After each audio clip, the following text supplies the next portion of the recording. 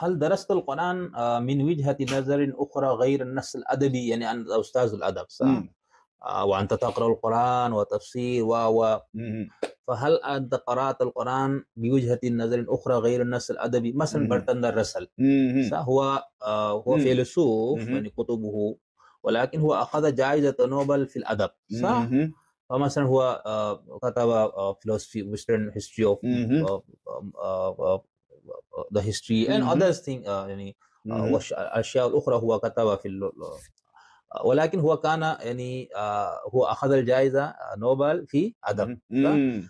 فمثلا أنا أقرأ برتراند راسل من مم. ناحية الأدبية مم. شخص، مم. فأنا أقول كلام ممتاز رائع مم. يعني مم. أنا آه، وازنه بمعيارات الأدبية صح؟ مم. وأنت مثلا فيلسوف وأنت مم. تقرأ كتبه وأنت لا تهتم بالكلام والكتابة